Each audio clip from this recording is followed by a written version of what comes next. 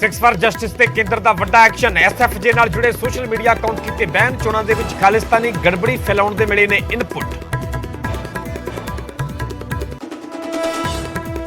हरियाणा ने राम रहीम नूं दित्ती Z+ सिक्योरिटी। हाईकोर्ट दे विच दित्ती सुरक्षा बारे जानकारी। डेरा मुखी नूं खालिस्तान समर्थकां तों दस्सिया खतरा। हरियाणा सरकार नहीं मानती राम रहीम नूं हार्डकोर अपराधी। हाईकोर्ट दे विच दित्ता तर्क। डेरा मुखी कतल के मामले दे विच सिद्ध तौर ते दोषी नहीं, सह दोषियों के नाल साजिश रचण दा अपराधी। राम रहीम की Z+ सिक्योरिटी ते गरमाई सियासत। कांग्रेस बोली वोटां वाली सियासत कर रही है बीजेपी। अकाली दल ते आप ने भी चुके सवाल, पर बीजेपी का तर्क कानून मुताबिक फरलो का हकदार है डेरा मुखी। पंजाब हरियाणा हाईकोर्ट दे विच फिर तो खुलेगा मौड़ मंडी ब्लास्ट केस। हाईकोर्ट ने स्वीकार की रिव्यू पटीशन। मामले दे विच नहीं हो सकी सी कोई गिरफ्तारी। हिमाचल के ऊना दे विच वड्डा हादसा। नाजायज पटाका फैक्ट्री दे विच ब्लास्ट दे विच 7 महिलावां दी मौत, 10 जख्मियां दा इलाज जारी।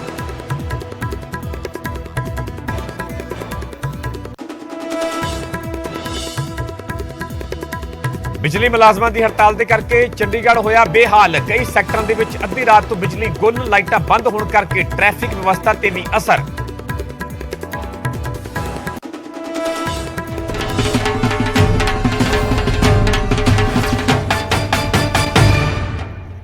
सत श्री अकाल, तुसीं वेख रहे हो न्यूज़ 18 पंजाब हरियाणा हिमाचल। मैं परमिंदर सिंह तेजा, सारे दर्शकों का बुलेटिन स्वागत है। शुरुआत करांगे वड्डी खबर तो। सिक्स फॉर जस्टिस ते केंद्र दे वल्लों वड्डा एक्शन लिया गया है। एसएफजे दे नाल जुड़े सोशल मीडिया अकाउंट बैन कर दिते गए ने, बंद कर दिते गए ने। वैबसाइट, ऐप ते सोशल मीडिया चैनल ब्लॉक किए गए ने। पंजाब पॉलिटिक्स टीवी समेत कई अकाउंट ब्लॉक कर दिते गए ने। चोणां दे विच गड़बड़ी फैलाउण दे दरअसल इनपुट मिले सन, जिस तो बाद यह वड्डा एक्शन लिया गया। सूचना ते प्रसारण मंत्रालय दे वल्लों सूचना प्रसारण मंत्रालय ने यह वड्डी कार्रवाई की है। केंद्र सरकार नूं इनपुट मिले सन कि Punjab politics TV social media का इस्तेमाल करके पंजाब चोणां दे विच गड़बड़ी फैलाई जा रही है, जिस तो बाद यह वड्डा एक्शन लिया गया। सिक्स फॉर जस्टिस के खिलाफ केंद्र का वड्डा एक्शन। वैबसाइट, ऐप ते सोशल मीडिया चैनल बिल्कुल ब्लॉक कर दिते गए ने। पंजाब पॉलिटिक्स टीवी समेत कई अकाउंट ब्लॉक होए ने।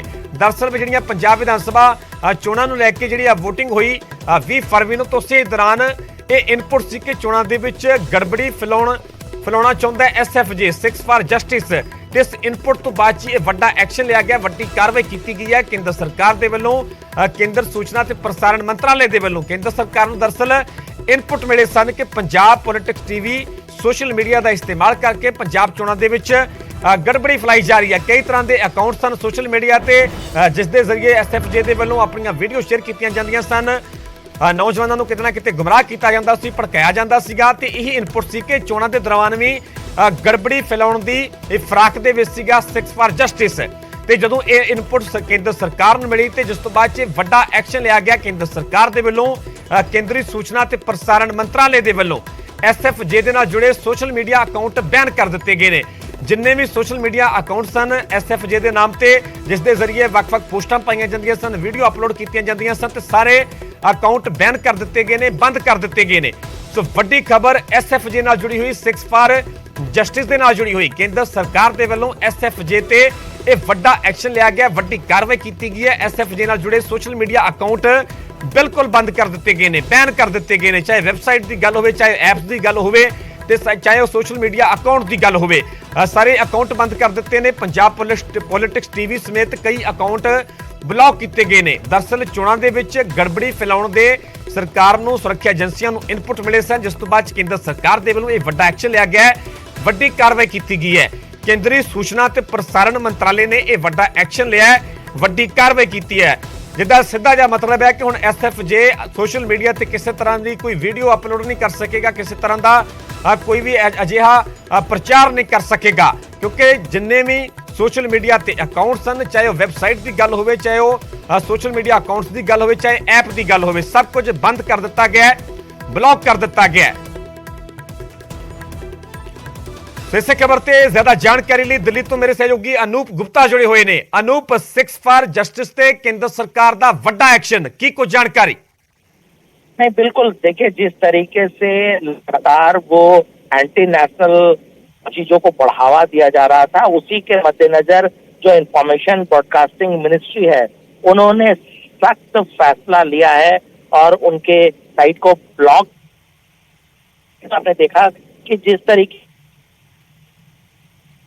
और उससे ठीक पहले ही इस तरह की, हालांकि बाद में वो पुष्ट नहीं हुई। सरकार की तरफ से कहा गया कि ये जो है वो एंटी एलिमेंट जो है वो चीजों को बढ़ावा देती है, इन सभी पर जो है एक्शन लिया। उनके वेबसाइट और सोशल मीडिया अकाउंट को बैन किया गया है। तो इस तरह से कि केंद्र सरकार की तरफ से ये बड़ा जो है वो फैसला इस मद्देनजर ली गई है। जी ठीक है, बहुत बहुत धन्यवाद। सो वड्डी जानकारी है, वड्डी अपडेट है कि 6 फॉर जस्टिस ते केंद्र दे वल्लों ये वड्डा एक्शन लिया गया। SFJ नाल जुड़े सोशल मीडिया अकाउंट बैन कर दिते गए ने, बंद कर दिते गए ने। वैबसाइट ऐप ते सोशल मीडिया चैनल ब्लॉक किया गया। पंजाब पॉलिटिक्स टीवी समेत कई अकाउंट ब्लॉक किए गए ने। चोणां दे विच गड़बड़ी फैलाउण दे दरअसल इनपुट मिले, जिस तो बाद केंद्रीय सूचना ते प्रसारण मंत्रालय ने यह वड्डी कार्रवाई की है, वड्डा एक्शन लिया गया है। SFJ यानी जिहड़ियां भी वख-वख अकाउंट सन SFJ दे वल्लों बनाए गए सन, जिस ते कि वीडियो पोस्ट कीतियां जांदियां सन, कई तरह का प्रचार किया जाता सीगा कि हुण अजिहा प्रचार नहीं हो सकेगा, अजिहियां वीडियो अपलोड नहीं हो सकणगियां, क्योंकि केंद्रीय सूचना ते प्रसारण मंत्रालय ने यह वड्डी कार्रवाई की है, वड्डा एक्शन लिया है। SFJ नाल जुड़े सोशल मीडिया अकाउंट पूरी तरह बंद कर दिते ने। दरअसल केंद्र सरकार नूं इनपुट मिले सन कि Punjab politics TV social media का इस्तेमाल करके पंजाब चोणां दे विच गड़बड़ी फैलाई जा रही है। पंजाब चोणां दे विच सीधे तौर ते गड़बड़ी दी जिहड़ी इनपुट सीगी सुरक्षा एजेंसियां दे कोल, ते सुरक्षा एजेंसियां दे वल्लों, केंद्र सरकार दे वल्लों, सूचना ते प्रसारण मंत्रालय दे वल्लों यह वड्डी कार्रवाई की गई है, वड्डा एक्शन लिया गया है। 6 फॉर जस्टिस दे नाल जुड़े सोशल मीडिया अकाउंट पूरी तरह बैन कर दिते गए ने। वैबसाइट ऐप ते सोशल मीडिया चैनल ब्लॉक किया गया है। पंजाब पॉलिटिक्स टीवी समेत कई अकाउंट ब्लॉक किए गए ने।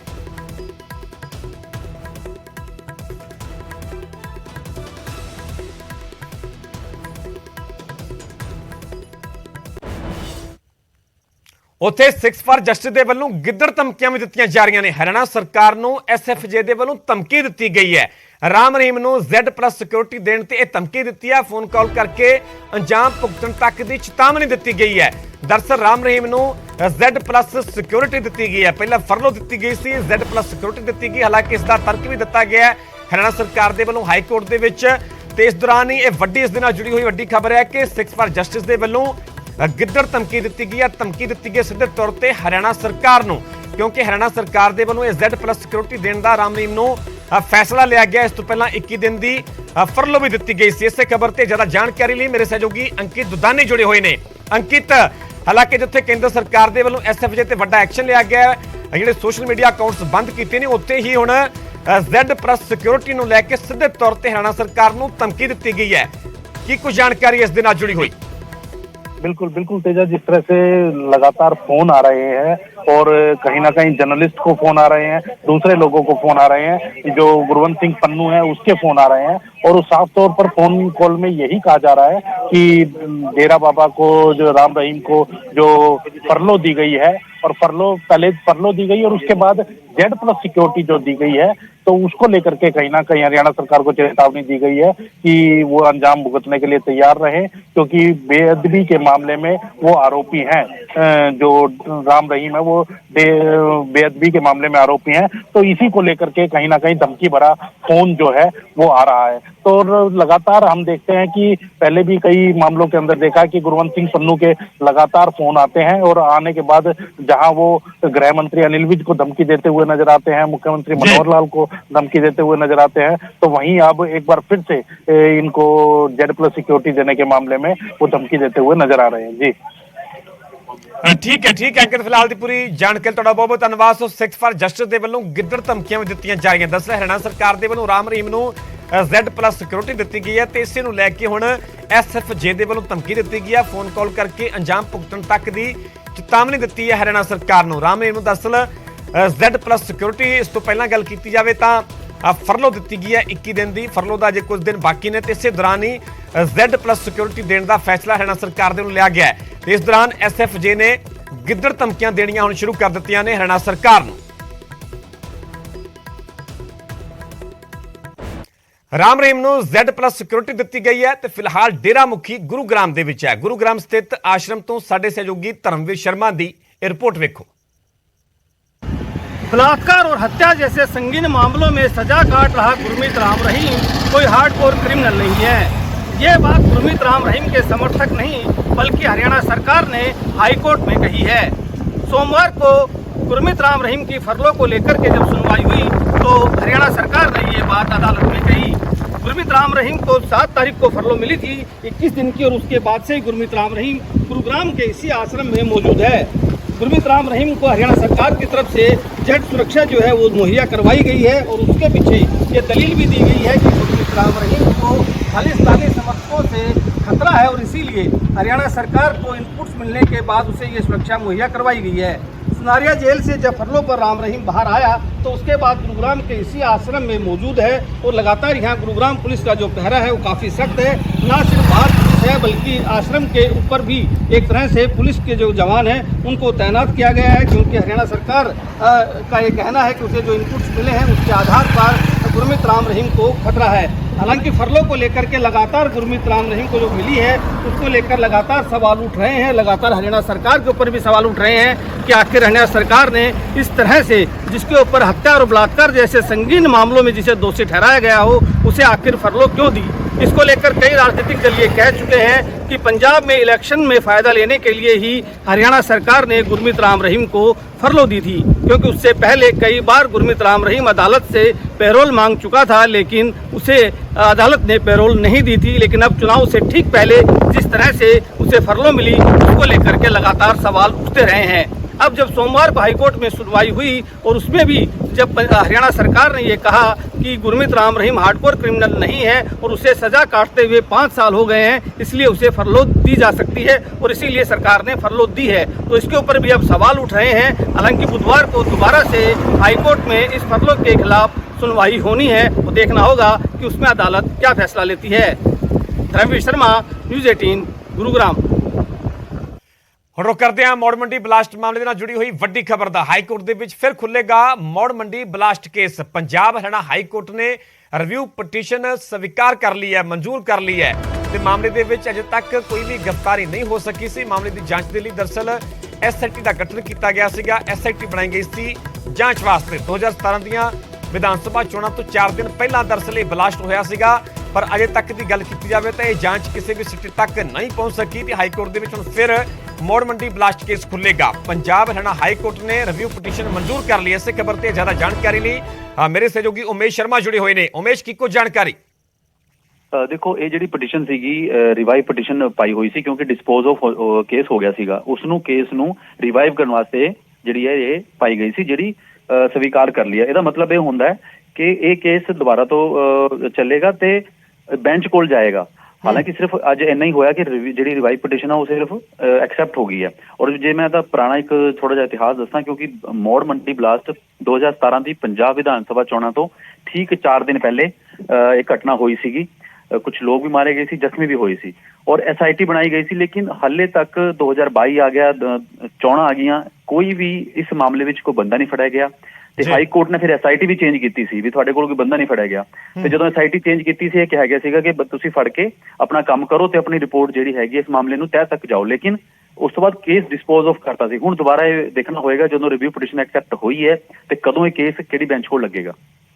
हाँ ठीक है उमेश, फिलहाल की पूरी जानकारी तुहाडा बहुत बहुत धन्यवाद। सो मौड़ मंडी बलास्ट मामले ਨਾਲ जुड़ी हुई दरअसल ਇਹ ਵੱਡੀ ਖਬਰ ਹੈ ਕਿ ਹਾਈ ਕੋਰਟ ਦੇ ਵਿੱਚ ਫਿਰ ਮੌੜ ਮੰਡੀ ਬਲਾਸਟ ਕੇਸ ਖੁੱਲੇਗਾ। ਜੇਕਰ ਸੌਖੇ ਸ਼ਬਦਾਂ ਦੇ ਵਿੱਚ ਕਿਹਾ ਜਾਵੇ ਤਾਂ ਇਹ ਮਾਮਲਾ ਜਿੱਥੇ ਕਿ ਪਹਿਲਾਂ ਕਲੋਜ਼ ਹੋ ਗਿਆ ਸੀਗਾ, ਜਾਂਚ ਬੰਦ ਹੋ ਗਈ ਸੀ ਤੇ ਰਿਵਿਊ ਪਟੀਸ਼ਨ ਪਾਈ ਗਈ ਸੀ, ਰਿਵਿਊ ਪਟੀਸ਼ਨ ਨੂੰ ਮਨਜ਼ੂਰ ਕਰ ਲਿਆ, ਜਿਸ ਤੋਂ ਬਾਅਦ ਹੁਣ ਮੁੜ ਤੋਂ ਇਹ ਕੇਸ ਖੁੱਲੇਗਾ, ਮੁੜ ਤੋਂ ਹਾਈ ਕੋਰਟ ਦੇ ਵਿੱਚ ਸੁਣਵਾਈ ਹੋਵੇਗੀ ਤੇ ਮੁੜ ਤੋਂ ਜਾਂਚ ਅੱਗੇ ਵਧੇਗੀ। ਕਿਉਂਕਿ ਇਸ ਮਾਮਲੇ ਦੇ ਵਿੱਚ ਹੁਣ ਤੱਕ ਦੀ ਅਪਡੇਟ ਦੀ ਗੱਲ ਕੀਤੀ ਜਾਵੇ ਤਾਂ ਕਿਸੇ ਦੀ ਵੀ ਕੋਈ ਗ੍ਰਿਫਤਾਰੀ ਨਹੀਂ ਹੋ ਸਕੀ ਤੇ ਜਾਂਚ ਕਿਸੇ ਸਿੱਟੇ ਤੱਕ ਨਹੀਂ ਸੀ ਪਹੁੰਚ ਸਕੀ।